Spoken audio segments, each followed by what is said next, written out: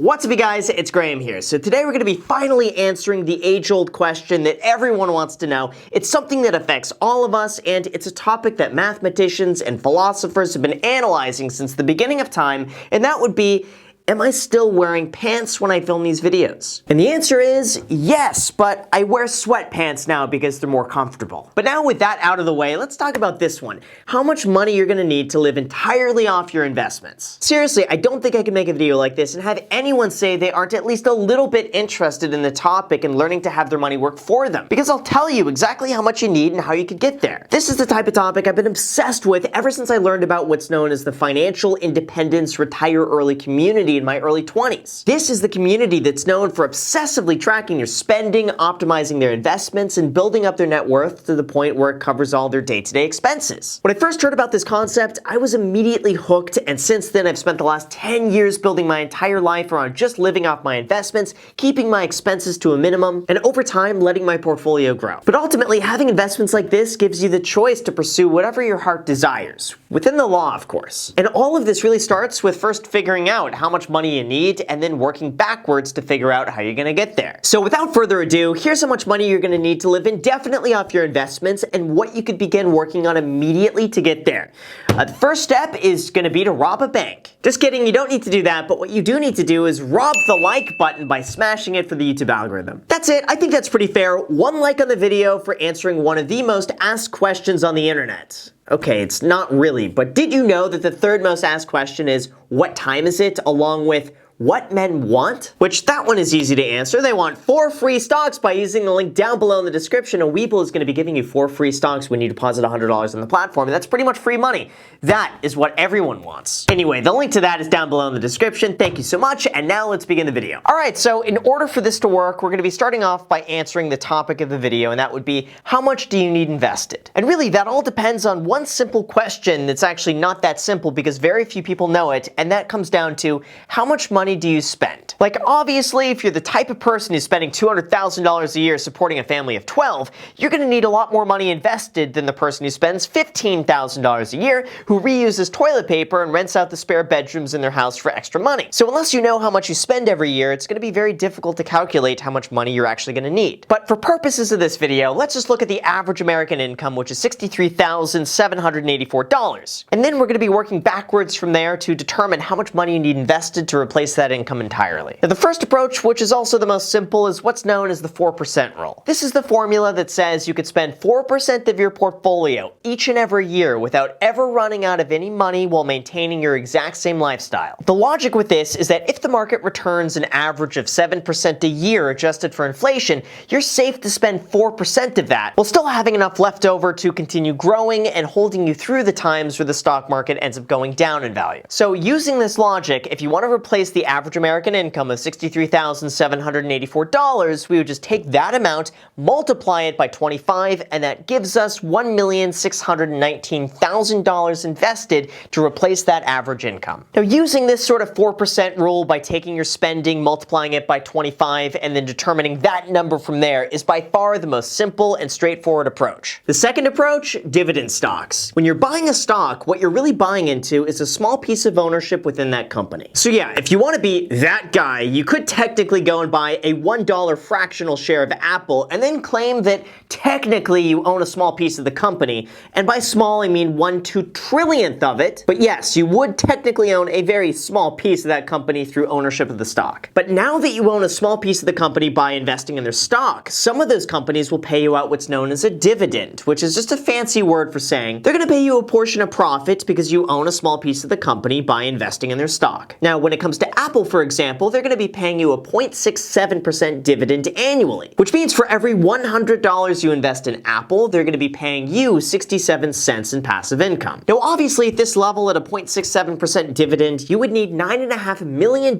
invested in Apple to replace the average American income, which is probably both not a smart idea and not going to happen. But thankfully, there are other companies out there that do pay you a much higher dividend. For example, Exxon pays 8.7%, IBM pays you 5.2%, Boeing pays you 3.6%, 3M pays you 3.4%, and so on. In this scenario, if you were to pay a list of high-paying dividend stocks, then potentially you would need less money invested to hit that goal of replacing your income. Now, the downside to this, unfortunately, is that even though a stock might pay a high dividend, it doesn't actually mean that's a good stock to own. For example, over the last 5 years, even though IBM is paying you a 5.23% dividend annually, the price of their stock actually went down. Now, compare that to Apple, which pays you a 0.67% dividend, but their stock price has gone up 400% in that same time frame. The other downside to this is that companies can and do completely cut or suspend their dividends if they're not doing well. Like just this last year alone, 639 companies have cut or suspended their dividend payments. So if you were someone who's relying on those dividends for income, you're out of luck. So in my opinion, even though dividend stocks can be a good replacement for your income, I wouldn't create your entire portfolio around it because it's much more important to look at the overall growth and health of that company rather than just how much money they pay. But ideally, when done correctly, not only are you going to have a stock that pays you regularly, but you're also going to have a stock that goes up consistently in value, like our Apple example. That way, it would be somewhat the best of both worlds. And finally, the third approach where you could speed this one up a lot is by investing in real estate. Now, I'm obviously biased when it comes to this because real estate is by far my biggest investment, but undoubtedly it's also been the most profitable, and there are so many advantages to investing in real estate for those that are willing to put in the work. For example, instead of spending $20,000 in stocks, you might be able to use that $20,000 as a down payment to buy a $125,000 house that rents out for $1,000 a month. Now, of course, when you go and rent a house like this, not all of that's going to be profit and you're going to have expenses. In this case, $450 a month would go to the bank to pay the mortgage payments, another $50 a month would pay the insurance on the house,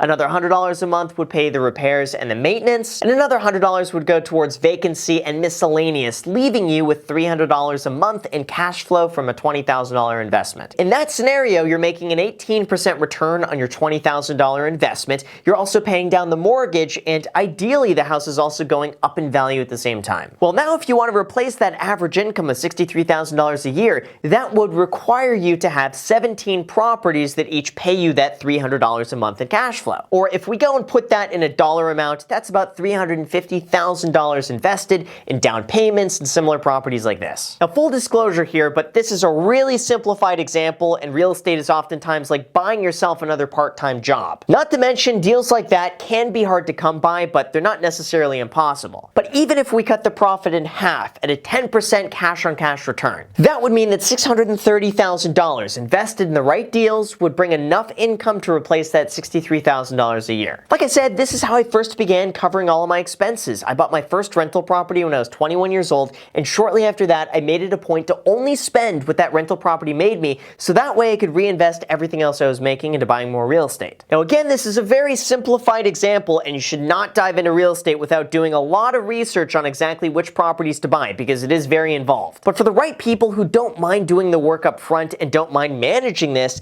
then yes, real estate can lead you to retire with a lot less money. So as you can see, we got a bit of a spread here in terms of how much money you'll actually need to make $63,000 annually. On the smallest side, real estate could potentially do that with $630,000, assuming a 10% cash-on-cash return.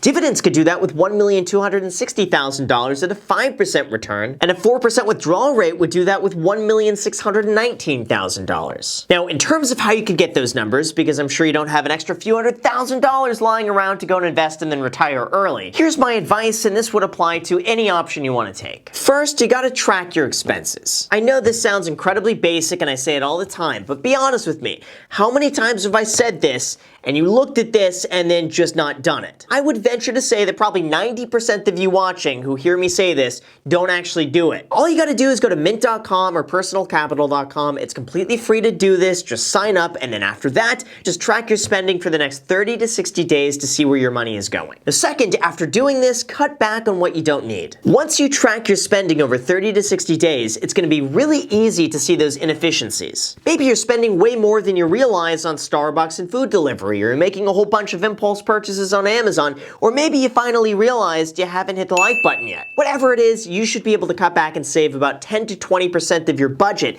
just by watching your spending and then making adjustments accordingly. Third, you gotta save and invest that extra money. Literally whatever you cut back on in step 2, just save and invest immediately. Open up a Roth IRA if you don't already have one, or just throw that money in a low-cost index fund, or save it up to buy real estate, or do something something with that money immediately in terms of investing it. Then fourth, look into getting another job or potentially switching your careers. This is another topic that I've talked about nonstop, but it's so important that I'm going to mention it again. There have been multiple studies that show that people who switch jobs every 2 to 3 years make nearly 50% more than someone who stays within the same company. And even if you just switch jobs once, you could see yourself with an average of a 15% pay raise. So given that, if you find yourself making less than you would like to, consider switching jobs, and at the very least, you could be making 15 to 20% more. All of which now is just extra money you could save and invest. And fifth, slowly build this up over time while you reinvest your profits. The reality is, unless you get crazy lucky buying individual stocks that just so happen to take off, or you work crazy hours buying up as much real estate as you can, it's gonna take some time to hit your goal, and you gotta be okay with that. However, even though you might need anywhere from $600,000 to $1.6 million to hit your goal, it doesn't mean you're actually gonna need to save all of that money. That's because realistically, if you want to speed things up by a lot, you're going to be reinvesting all of your profits. Like, instead of spending that $300 a month you're making in rental income, just immediately go and reinvest that into buying more stocks or more real estate. Or if you have a dividend that's paying you 5% annually, just have it set up to automatically reinvest, so that way you now have an extra 5% making you an extra 5%. Then after a while, it just becomes a matter of time until your investments naturally grow to the amount that you need. And the other really good news with this is that the less money you spend, the less money you're going to need to replace, and not everyone needs to live off of $63,000 a year. But on the flip side, if you want to spend more than $63,000 a year, then yes, you will need even more money. As far as my own thoughts on this and what I would do, honestly, I would probably use a combination of all three options if you want to invest enough to replace your income. See, the issue I see with real estate is that in the beginning, it's like buying yourself another full-time job. You got to take a lot of time to find the right deal, then fix it up, and then rent it out, and then any ongoing repair and maintenance issues, and then just overall management. Now, people will say it's a bit riskier to do this because you're taking on a loan from the bank. But usually when you do this right, the biggest risk is just a prolonged vacancy, which could really be reduced by buying into a better neighborhood, vetting your tenants, and also accurately pricing your listing so it doesn't sit empty for too long. This is pretty much all I did throughout my 20s, and it was absolutely worth it. But it was not easy, it took a lot of time and a lot of work to get it to a point where now it's semi-passive. So if you have the interest to go this route, I would absolutely do it, but I wouldn't rely 100% on it. Same also applies with dividend stocks. Even though some stocks might pay you a lot of money,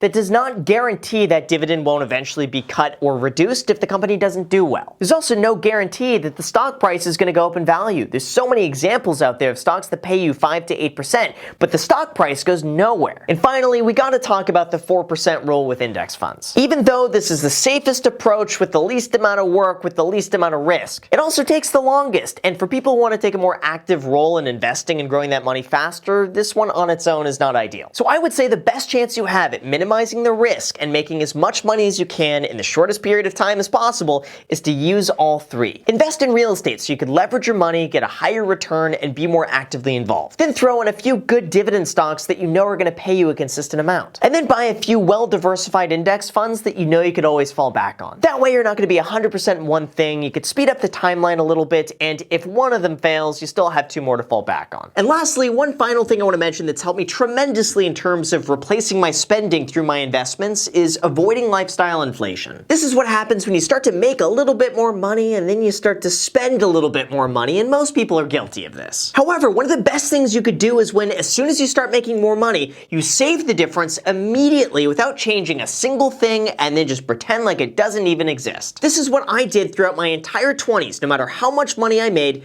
I kept my expenses the exact same, and then that was it. That allowed me to invest a substantial amount of money that now has grown to the point where it covers all of my expenses. And overall, that's the basic outline in terms of how much money you need and some of the steps you'll need to take to get there. Honestly, the math behind it is pretty simple stuff, but the hard part is sticking with it, keeping consistent with it, avoiding lifestyle inflation, and always, no matter what, hitting the like button for the YouTube algorithm. So with that said, you guys, thank you so much for watching. I really appreciate it. As always, make sure to subscribe and hit the notification bell. Also, feel free to add me on Instagram. I post there pretty much daily, so if you want to be a part of it there, feel free to add me there. As my second channel, The Graham Stephan Show, I post there every single day. I'm now posting here. So if you want to see a brand new video from me every single day, make sure to add yourself to that. And lastly, if you guys want 4 free stocks, use the link down below in the description, and Webull is going to be giving you 4 free stocks when you deposit $100 on the platform, with those stocks potentially worth all the way up to $1,600. At this rate, it's pretty much free money. So if you want free money, use that link down below in the description. Let me know which stocks you get. Thank you so much for watching, and until next time.